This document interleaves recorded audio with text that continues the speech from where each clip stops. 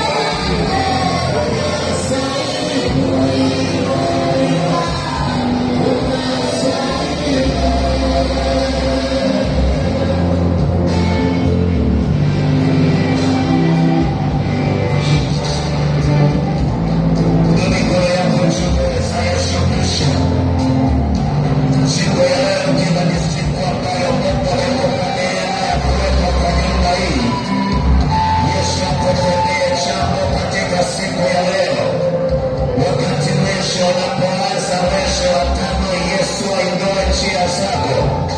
Yesu ainue maisha yako, ainue viwango vyako vya kiroho. In the mighty name of Jesus. Yesu atembee kwenye maisha yako. Chochote kilizuiliwa mwezi wa tano kinaachiliwa. Bwana ataniambia Yesu anaachilia fursa mpya kwa ajili ya mtu. In the mighty name of Jesus. Mwambie Bwana Yesu, saa hii najiunganisha na neno hili. Mwezi wa tano ni mwezi wa maajabu, mwezi wa nguvu za Mungu tu, nguvu za Mungu tu, nguvu za Mungu tu kwenye maisha yako. In the mighty name of Jesus. In the mighty name of Jesus. Speak, speak, speak, speak. Zungumza na Mungu masaa haya.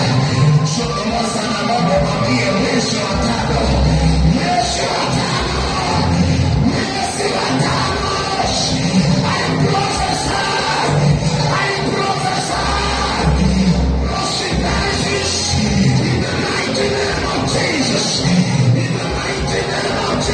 Usiku wa tarehe moja Bwana akaniambia Yesu anaachilia fursa mpya, fursa mpya kwa watu, fursa mpya kwa watu.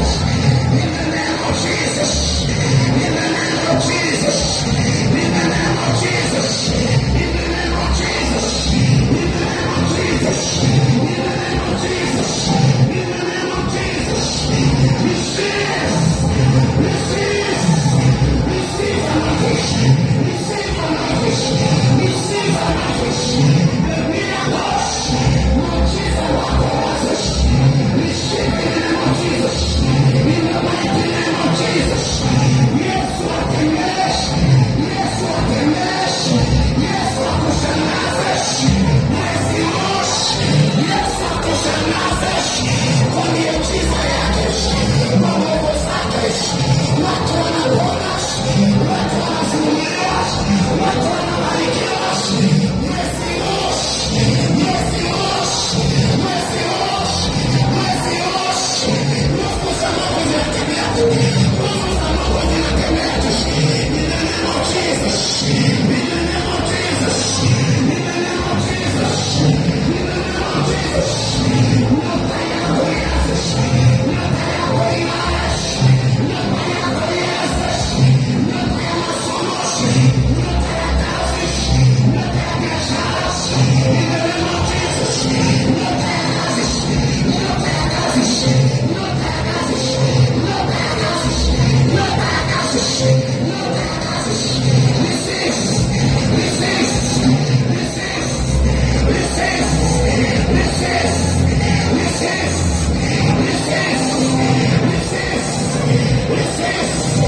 In the name of Jesus.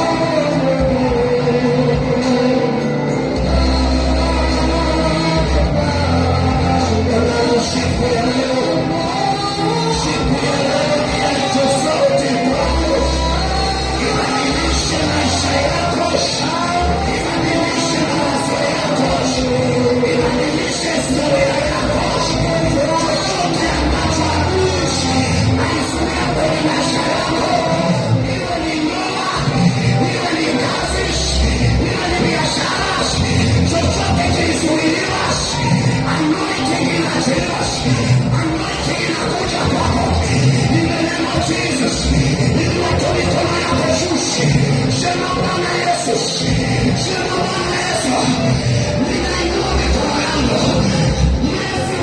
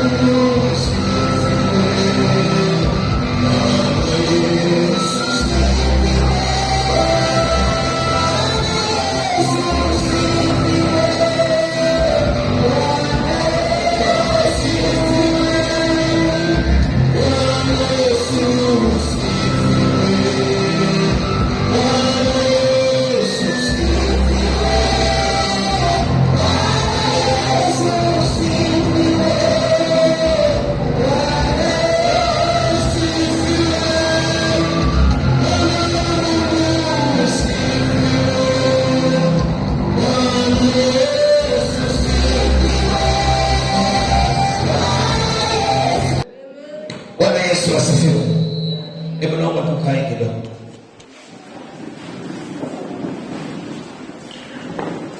Bwana Yesu asifiwe. Ninawasalimia kwa jina la Yesu. Mungu awabariki kwa ajili ya ibada nzuri. Barikiwe sana Bethany family. Basi tukiungana na wao tuwapigie makofi mazuri kabisa, na wao wakipiga makofi kwa ajili yao wenyewe tuwapigie makofi mazuri mazuri mazuri mazuri. Haleluya! Bwana Yesu asifiwe. Wakati ninaomba kwa ajili ya mwezi wa 5, Mungu akaniambia mwezi wa 5 kuna fursa mpya zinafunguka. Haleluya! Kuna fursa mpya zinafunguka, na wewe uwe mmoja wao kwenye hizo fursa kwa jina la Yesu. Amen. Amen. Na wewe uwe mmoja wao kwenye fursa hizo. Mwezi wa 5 Mungu akushangaze. Mwezi wa 5 Mungu afanyeje? Akushangaze. Amen. Wangapi ni vijana hapa? Kama wewe ni kijana nyosha mkono. Kijana. Haleluya. Karibia wote hapa ni vijana. Amen. Nataka niimbe wimbo mmoja na upenda sana. Amen. Kwa dakika 2-3 hivi alafu tuendelee. Kuna biti ile ambayo mlianza nayo ya sifa. Nataka niimbe kama dakika 2 hivi nione vijana wanaompenda Yesu. Baba msimame chini.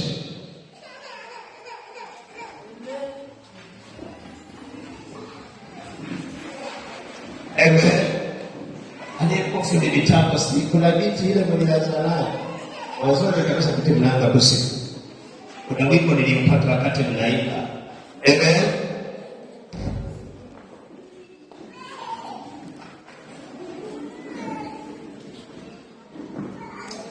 Bwana Yesu asifiwe. Mungu awabariki sana sana sana.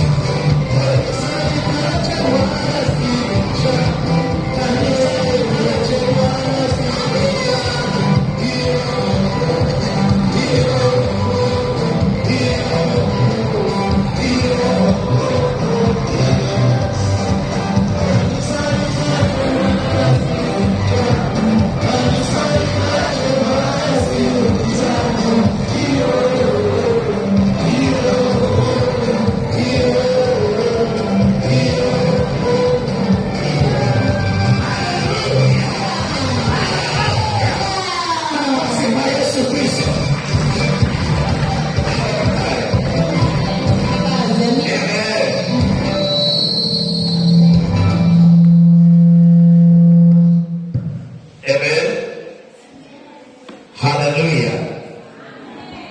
Nataka tujifunze maneno ya Mungu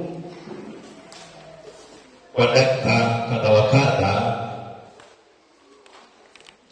alafu tutaendelea. Nataka tujifunze neno la Mungu linasema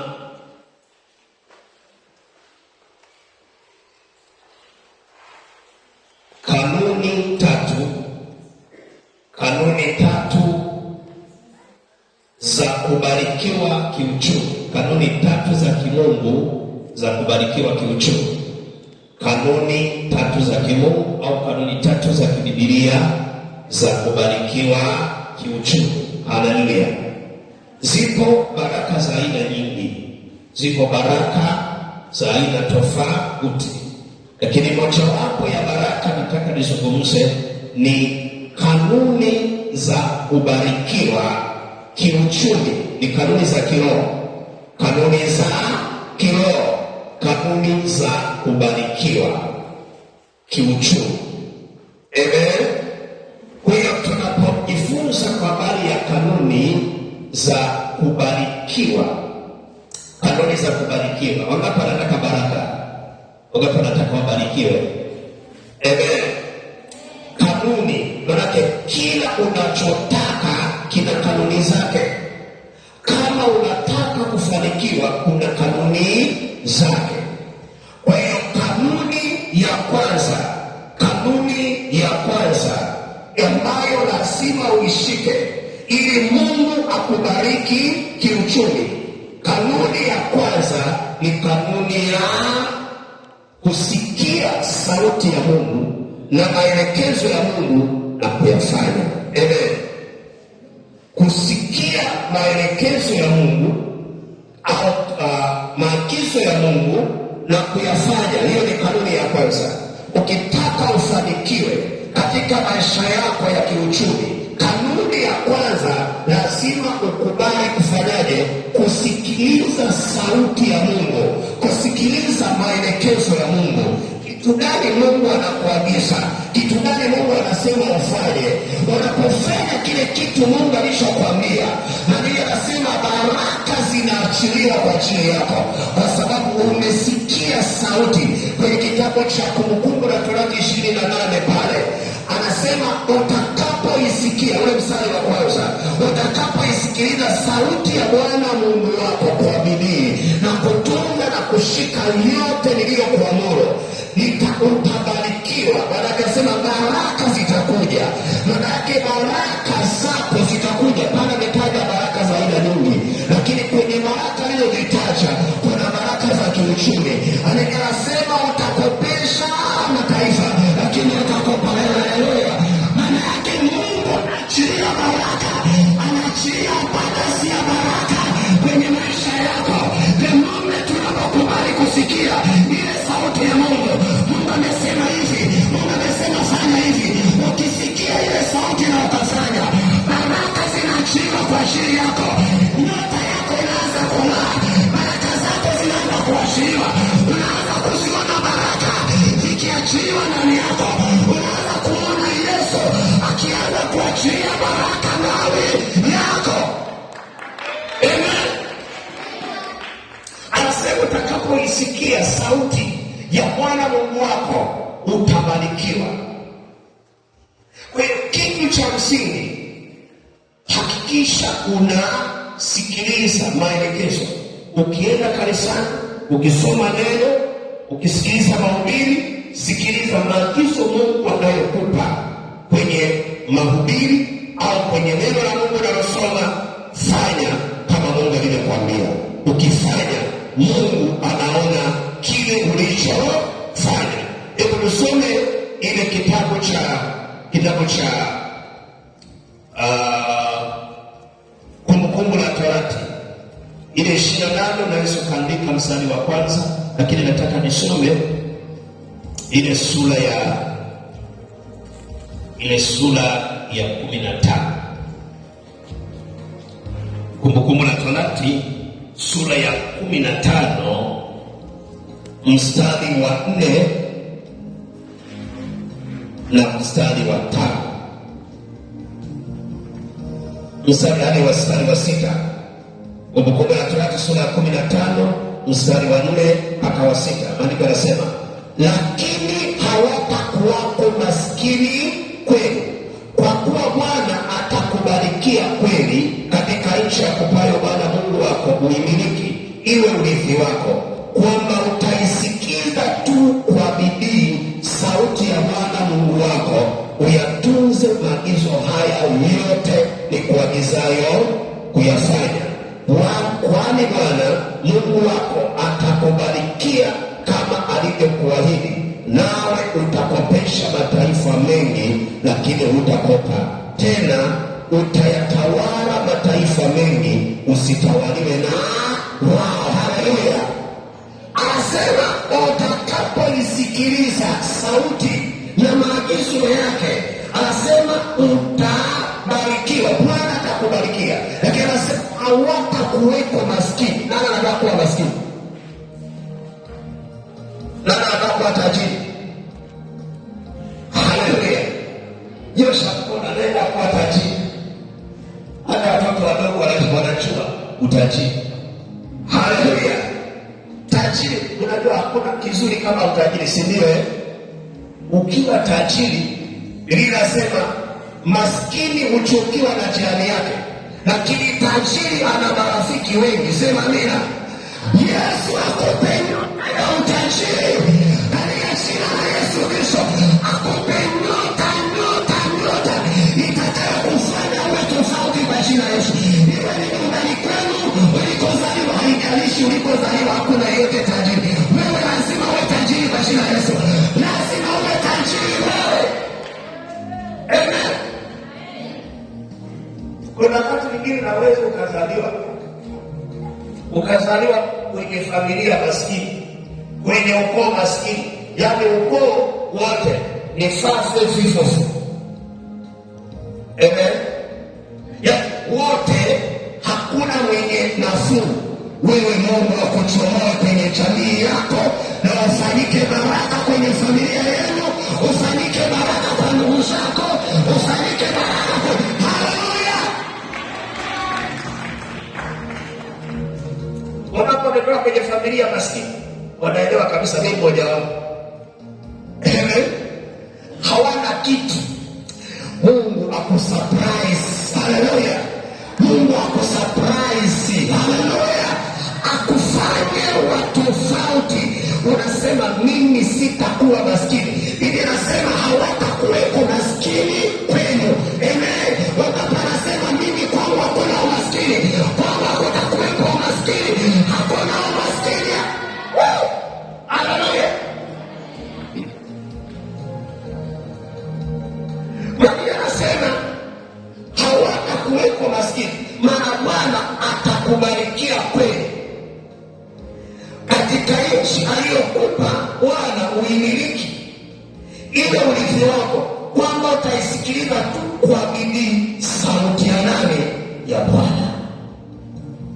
Ukitaka Mungu akubariki, sikiliza sauti ya Mungu. Ukitaka Mungu akuinue, sikiliza sauti ya Mungu. Mungu aliniambia kwa mali ya watoto hawa wa Bethel kwamba lazima nifanye kitu. Ilikuwa tarehe 20 usiku saa 6 nikiwa kwenye maombi hapa, Mungu akaniambia you must do something kwa ajili ya watoto. Haleluya! Amen. Utakapoisikiliza sauti ya Bwana, ndipo Mungu ataachilia neema, ndipo Mungu ataanza kuachilia baraka, ndipo Mungu ataanza kuachilia upenyo kwenye maisha yako kwa kiwango chako. Jifunze kufanyaje kuisikiliza sauti ya Mungu, vile Mungu anavyokuelekeza, fanya vile vile. Na hapo wakati ambao Mungu anaweza akusemesha akakwambia fanya hiki, ukaacha. Fanya hiki, hautaki. Amen. Kwa hiyo kanuni ya kwanza ya kufanikiwa kiuchumi ni kusikiliza sauti ya Bwana. Kanuni ya pili, ili Mungu akubariki kwenye uchumi wako, ni kukumbuka kufanya kazi ya Mungu na kujenga nyumba ya Bwana. Amen. Hebu tusome kitabu cha Hagai sura ile ya kitabu cha Hagai sura ya 1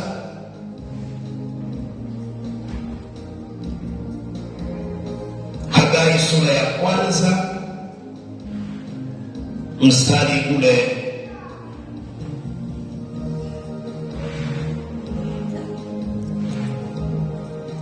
nisome mstari ule wa 2. Mstari wa 2 nitaenda mstari wa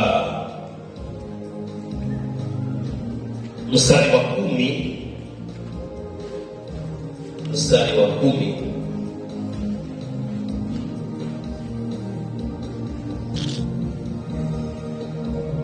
mstari wa 10, mstari wa 2 mpaka mstari wa 11. Bwana wa majeshi asema hivi ya kwamba watu hawa husema, huu sio wakati utupasao kuja, huu sio wakati wa kujenga nyumba ya Bwana. Ndipo neno la Bwana lilikuja kwa kinywa cha nabii Hagai kusema, je, huu ndio wakati wa ninyi kukaa katika nyumba zenye mapambo ya mbao, iwapo nyumba hii inakaa hali ya kuharibika? Basi sasa Bwana wa majeshi asema hivi, zitafakarini njia zenu. Mmepanda mbegu nyingi, mkavuna kidogo. Mnakula lakini hamshibi, mnakunywa lakini hamkujazwa na vinywaji. Mnajivika nguo lakini hapana onaye moto. Na yeye apataye mshahara apata mshahara ili kuutia katika mfuko uliotoboka. Bwana wa majeshi asema hivi, zitafakarini njia zenu. Pandeni mlimani, mkalete miti, mkaijenge nyumba, nami nitaifurahia, nami nitatukuzwa, asema Bwana. Mlitazamia vingi, kumbe vikatokea vichache. Tena mlipovileta nyumbani, nikavipeperusha. Ni kwa sababu gani? Asema Bwana wa majeshi. Ni kwa sababu ya nyumba yangu inayokaa hali ya kuharibika, wakati ambapo ninyi mnakimbilia kila mtu nyumbani kwake.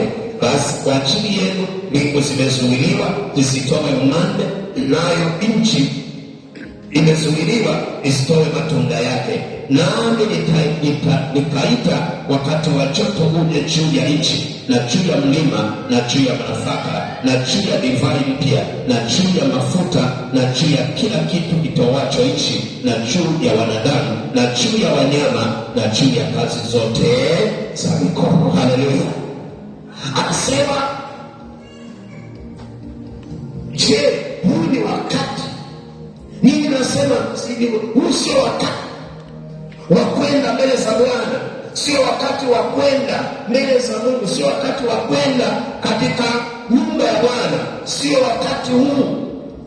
Anasema, kwa nini watu wanasema sio wakati kama huu? Anasema, ninyi mnakaa katika nyumba zilizopambwa kwa miti. Of course ni sahihi, lazima Mungu akupe nyumba nzuri, si ndio? Lazima Mungu akupe nyumba nzuri. Biblia anasema wale waliomfuata Kristo, Petro akamuuliza Yesu, sisi tumeacha vyote tukakufuata, tutapata nini? Hili Biblia aulize swali ili ajibiwe. Kwa kwenye ulimwengu tumekuacha, tumeamini, tumeacha vitu vyote, tumeacha kila kitu, tukakufuata, tukafanya kazi yako. Je, tutapata nini? Yesu akamwambia, mtapata mara 100 hapa duniani na kisha uzima wa milele. Amen. Kwa hiyo hapa duniani lazima Mungu akubariki. Hapa duniani lazima upe neema. Hapa duniani lazima ubarikiwe. Ukiwa duniani ubarikiwe, na kisha ukimaliza kazi yako duniani uiende kwenye uzima wa milele. Kwa hiyo baraka zako lazima zije. Anasema, watu wanasema huu ni wakati utupasao kuja. Anasema, zitafakarini njia zenu, zitafakarini njia zenu.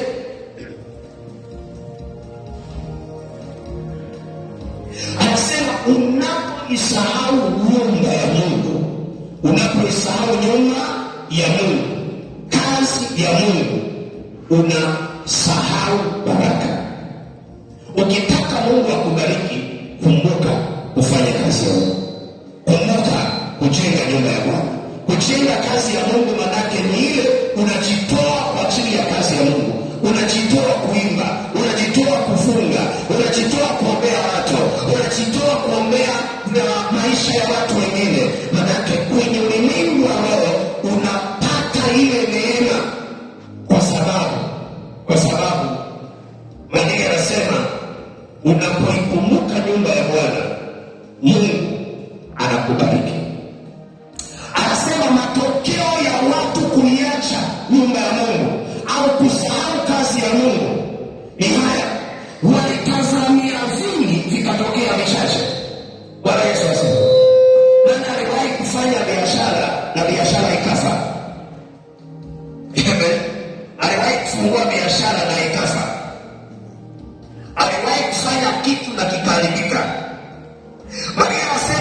unapoanza kitu unatarajia ya kwamba nipate, nifanikiwe, nataka nipike mbali, naanza masomo, naanza darasa la kwanza, naenda la pili, naenda mpaka la 7, naenda mpaka form 1, naenda mpaka form 4, naenda form 5, form 6, naenda chuo, lazima nifanikiwe.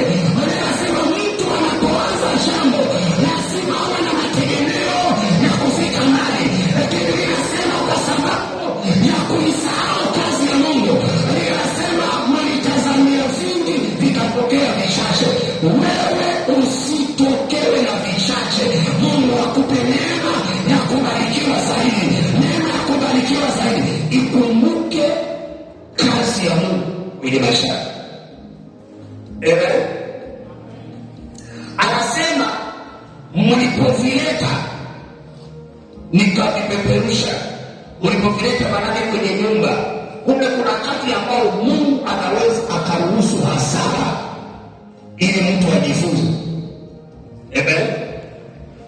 Haleluya. Anaweza akaruhusu hasara ili ujifunze. Unaweza ukaanza biashara na biashara ikafa ili Mungu akufundishe namna ya kwenda. Haleluya. Ukiona umeshindwa usikate tamaa, anza tena, usikate tamaa. Maisha keep on trying. Haleluya. Maisha usikifu hapo mapema, usiseme imekwisha, usiseme hapa sitaweza. Hata kama ni magumu, mambo wanasema kwamba hata kama mambo ni magumu usiseme nimeshindwa, sema nayaweza mambo yote katika yeye anitiaye nguvu. Usiseme mathematics ni ngumu. Amen. Unasema bwana mathematics imenishinda, naamua kuachana nayo. Unasema katika jina la Yesu nayaweza mambo yote. Mathematics lazima ipande, lazima ifaulu, lazima niende vizuri kwa jina la Yesu. Mimi ni mwana wa ufalme, ni mwana wa Mungu, ni mwana wa mbinguni, mimi sio wa duniani, nimeshuka kutoka mbinguni. Lazima Mungu baraka zije kwa jina la Yesu. Sasa wewe ukishinda unasema jamani, mimi haya yameshanishinda. Amen. Usiseme nimeshindwa, unasema mimi nimebarikiwa na ni lazima nifanikiwe. Bali anasema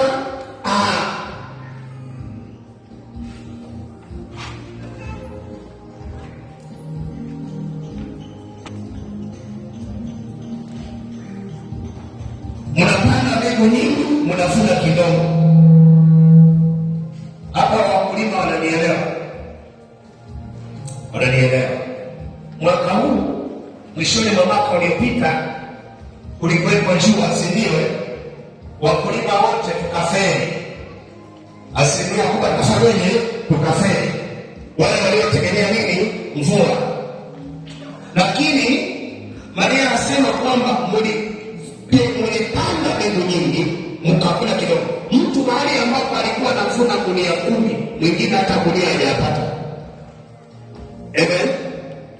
Mungu anasema kuna wakati hali ya roho inaweza kaachiliwa ikiwa watu wamesahau kazi ya Mungu, ikaachiliwa, alafu tayari watu wakawekeza sana, matokeo kidogo.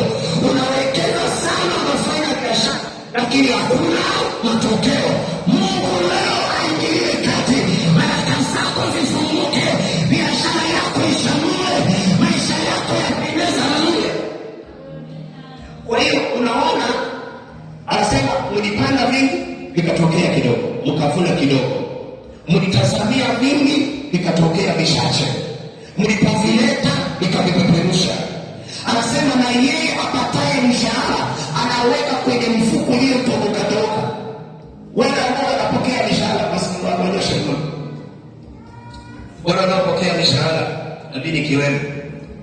Haleluya. Amen. Kuna wakati ambao unapokea mshahara na unaisha na unafanya chochote. Amen. Anasema mtu anaweza akapata mshahara lakini akiweka anaweka kwenye mifuko iliyotoboka. Mifuko iliyotoboka ikoje? Manake unapata mshahara halafu deni yanakuja matatizo, inakwenda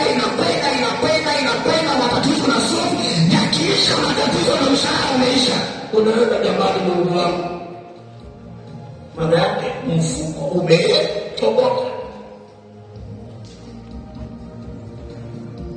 Unapata mshahara.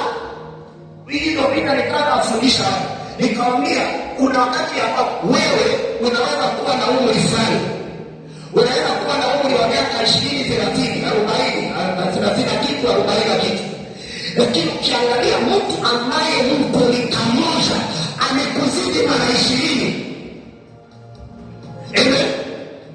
amekuzidi wewe. Mbona wewe tulisoma wote, mbona wewe tulikuwa wote, mbona wewe tulikuwa darasa moja? Sikiliza, manake baraka watu wanatofautiana. Ni lazima Mungu akupe nyota ya kubarikiwa, nyota ya utajiri, nyota ya mafanikio, alafu ufanikiwe katika maisha yako. Kuna mtu mwingine anapokea 100,000 ya mshahara, anafanya kitu kikubwa kuliko anayepokea milioni 1. Naongea, ukiwa na nyota 100,000 inaweza kufanya vitu. Wengine ukipewa 100,000 ni matumizi yako ya siku moja, na yanatumika yale matumizi na yanaisha. Sikiliza, kama unapokea mshahara usitegemee kuwa tajiri. Haleluya. Kama wewe unapokea mshahara na unaridhika na mshahara, na kwa sababu mshahara kazi yake ni kula familia isipate shida, hiyo kazi ya mshahara, you cannot be rich. Ukitaka uwe tajiri kwenye ule mshahara unaopata, just invest kwa kutumia ile mtaji uliyopata. Haleluya. Wekeza. Mshahara unapata 500,000, wekeza. Unapata 300,000, wekeza. Sasa mwingine ninasema akipata mshahara anaweka kwenye mfuko uliotoka. Kila akipata mshahara matatizo yanaanza.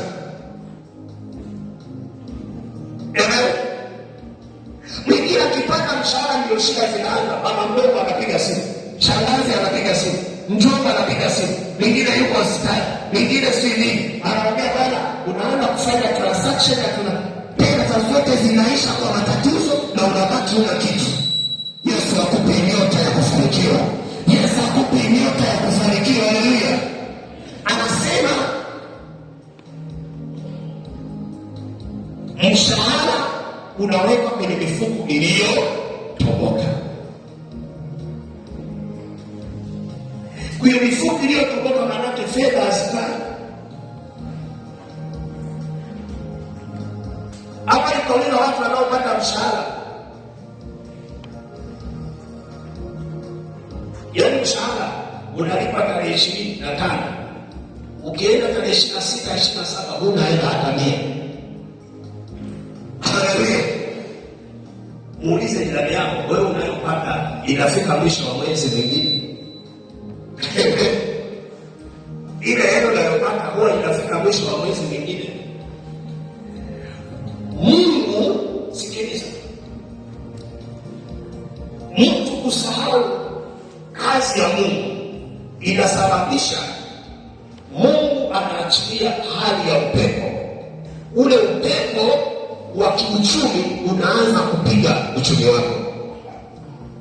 Kwa hiyo ni lazima ujue kwamba kanuni ya kufanikiwa kiuchumi lazima nifanyeje? Lazima ni tunze kazi ya Mungu, nifanye kazi ya Mungu.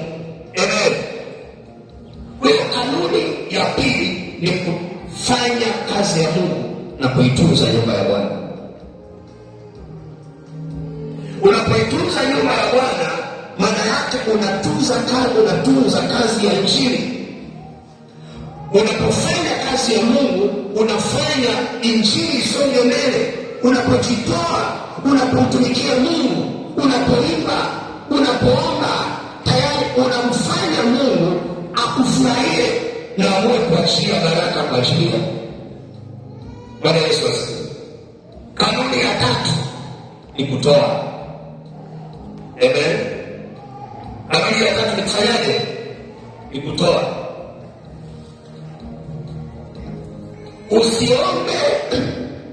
Usiombe uwe tajiri.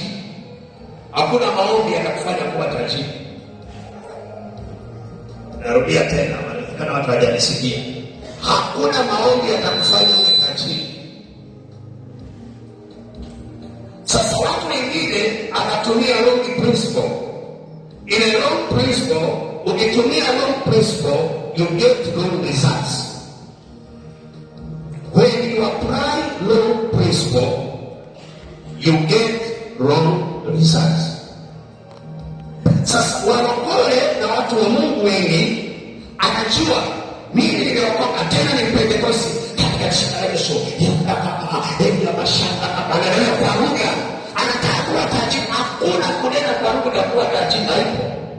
Ili Biblia haipo, hiyo kanuni haipo. Hakuna mtu aliyeomba na akawa tajiri, haipo.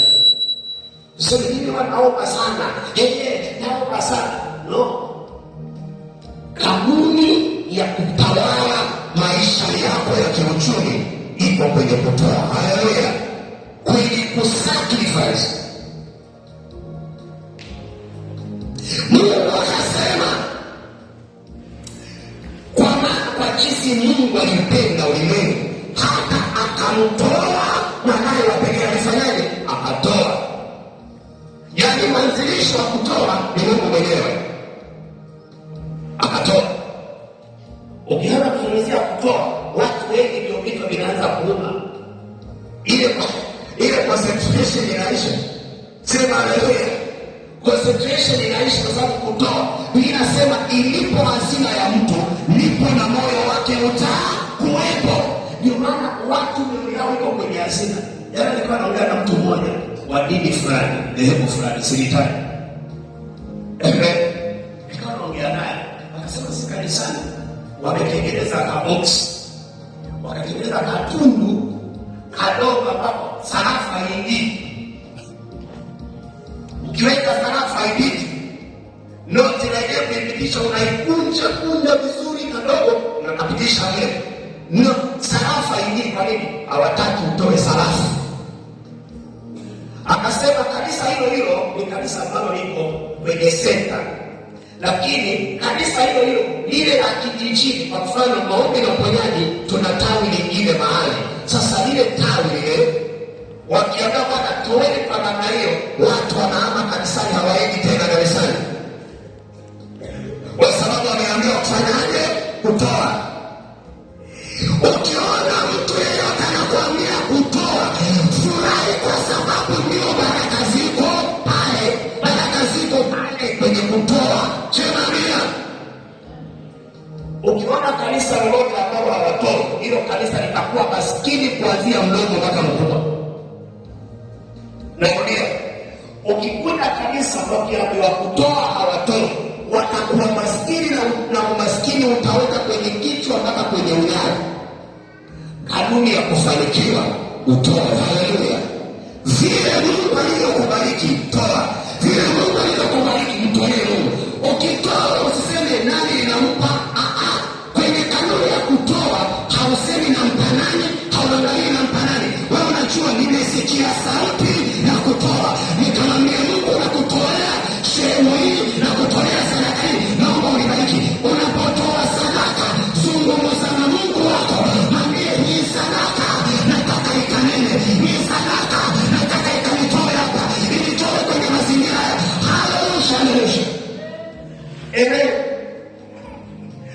Lazima usikie Mungu anakuambiaje. Mungu anakuambiaje. Sasa watu wengine wakiambiwa kutoa, wanataka waambiwe kwenye mazingira. Siku moja nilikuwa naambia mtu anataka aambiwe kutoa wakati anavyo vingi. Kuna wakati unaambiwa utoe na unacho kimoja. Haleluya. Bwana Yesu asifiwe. Unacho kimoja, una baiskeli moja, Mungu anakuambia toa hiyo, nataka nikubariki. Una pikipiki moja, unaambiwa toa hiyo, sema amina. Ndio maana kuna wakati ambao unasikiliza sauti ya Mungu na unapotoa, Mungu anakubariki. Amen. Mungu akianza kukubariki kwa sababu ya kutoa, siwezi nikwambia utalipa Freemason kwa sababu ya kutoa. Sio maombi mengi. Baba, Mungu katika jina la Yesu, shuka Bwana. Mungu ninakulilia. Unahitaji kutoa ndio relax. Baraka zinaachilia.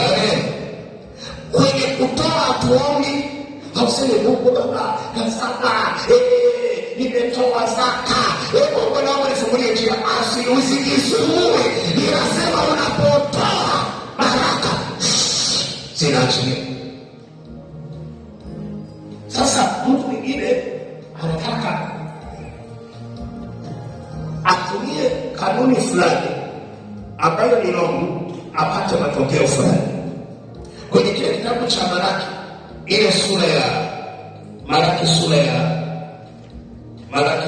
3 pale, ule mstari wa 7, anasema tokea siku za baba zenu mlegeuka upande, mkayaacha maagizo yangu, wala hamkuyashika. Nirudieni mimi nami nitawarudia ninyi, asema Bwana wa majeshi. Lakini ninyi mnasema, turudi kwa namna gani? Je, mwanadamu atamwibia Mungu? Lakini ninyi mnaniibia mimi. Lakini ninyi mnasema, tumekuibia kwa namna gani? Mmeniibia zaka na dhabihu.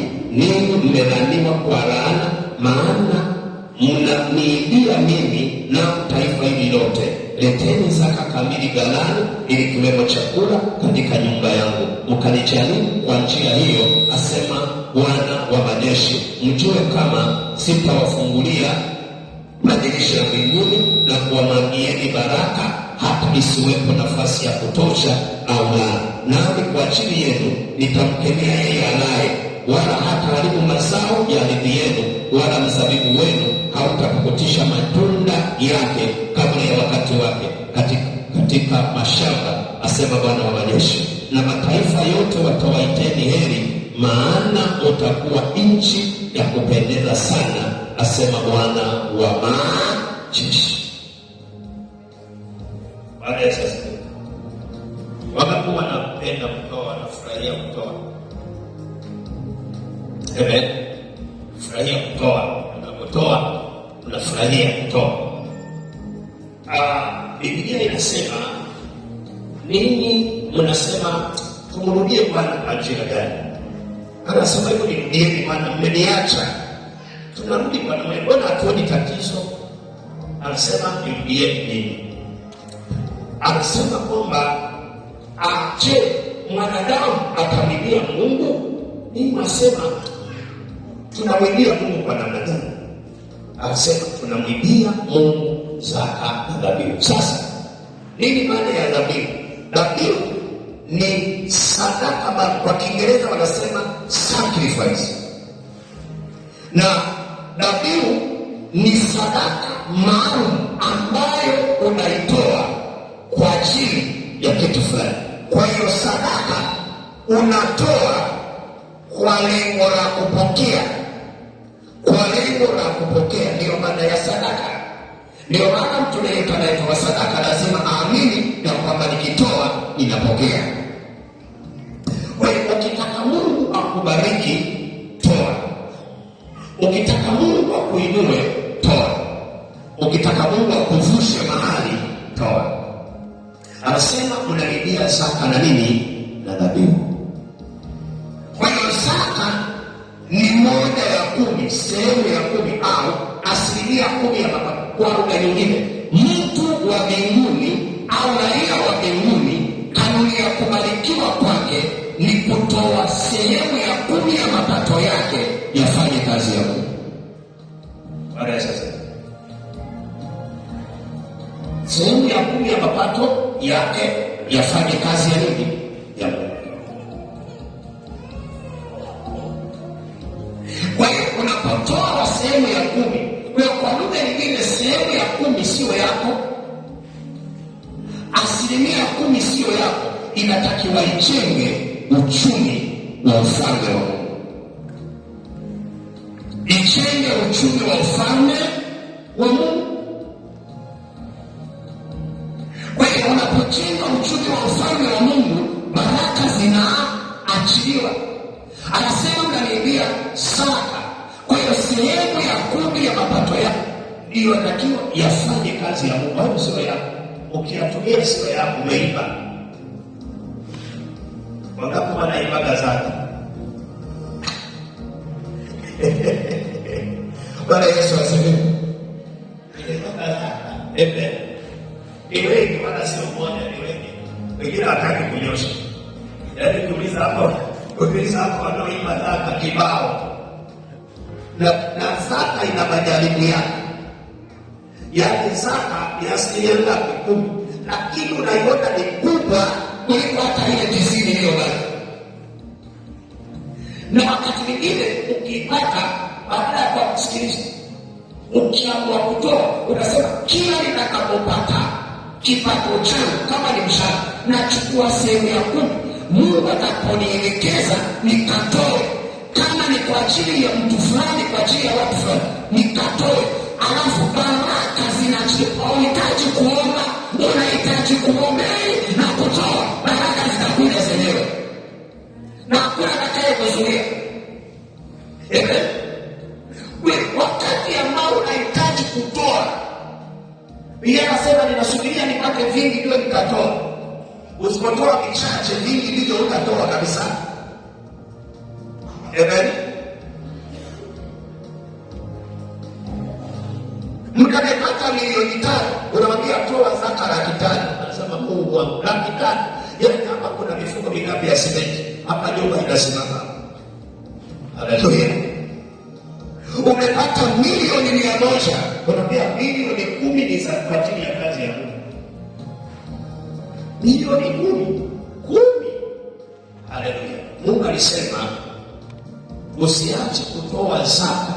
Ile Kumbukumbu la Torati, ile sura ya 14. Ile sura ya 14. Sura ya 14 mstari ule wa 22. Usiache kutoa zaka ya fungu la 10 katika maongoo yote ya mbegu yako yatokayo shamba mwaka baada ya mwaka. Utaendelea kusoma. Kwa hiyo anasema usiache kutoa zaka.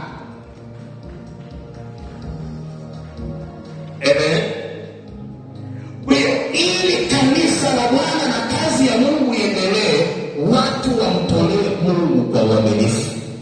Tukasema kama watu walikuwa wanamtolea Mungu makanisani kwa uaminifu, tusingekuwa na harambee. Watu wanataka kujenga, tunaitisha harambee. Watu kama wanatoa kwa uaminifu, ile ambacho aliwaambia Mungu anawaambia, hakuna kuchanga. Ile wanafanya kwenye ile wanayotoa, lakini nakuta watu hawafanyiki, hawatoa. Bwana Yesu asifiwe. Kwa hiyo Biblia inasema kwamba leteni zaka kamili, toa zaka kamili. Sasa mwingine anatoa, akitoa leo, kesho atoa, akitoa kesho kutwa atoa. Bwana Yesu asifiwe. Yaani anatoa kwa kudonoa. Biblia inasema mafanikio yote yanahitaji continuation. Amen. Yanahitaji continuation. Sasa Mungu anakuta anatoa leo, anaacha. Anatoa mwezi huu, anaacha. Anatoa mwezi ujao, anaacha. Yaani ukuta mtu kashika agano la kutoa zaka, kama ni kwa mwezi, kama ni kwa wiki, anatoa kwa uaminifu. Huyo mtu unampa saluti. Amen. Mungu akupe neema ya kujua kanuni ya kufanikiwa. 10% ni ndogo, wala kukiitumia haimalizi shida. Mimi wanawaambia, isipokuwa ukiitumia unakuta shida zinaongezeka. Na niliwaambia ukila zaka matatizo ndio yanafunguliwa. Hela kama ilikuwa inakutosha, haitakutosha. Kuna mtu anakula zaka na mshahara unaisha, na mwezi unakuja kuisha, anapumulia mashine. Yaani yuko ICU ya kiuchumi. na zaka alikula na yuko ICU na mshahara hujaingia. Bwana Yesu asifiwe. Biblia inasema ni jaribuni kwa kunitolea. Biblia inasema jaribu, fanya kwa uaminifu, jaribu. Useme kwamba nataka nimjaribu Bwana kwa njia ya kutoa, nione kama Mungu atanibariki. Bwana Yesu asifiwe. Kwa hiyo kwenye kutoa wewe mjaribu Mungu, lakini unahitaji upate madhabahu mazuri ukatoe. Niliwaambia unaweza ukatoa hata kama ni mwaminifu, lakini madhabahu yako kama sio nzuri, na unaweza usipokee. Kwa hiyo madhabahu yako ikiwa nzuri, unapokea. Matokeo ya madhabahu nzuri unapotoa inajibu. Kwenye ile andiko tulilokuwa tunasoma, nimalizie pale.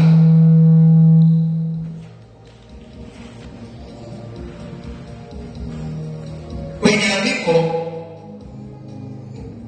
lile la Malaki,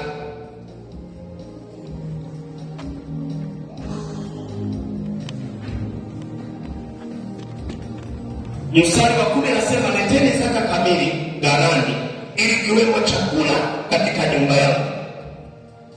Bwana, mkanijaribu kwa njia hiyo, asema Bwana wa majeshi, mjue kama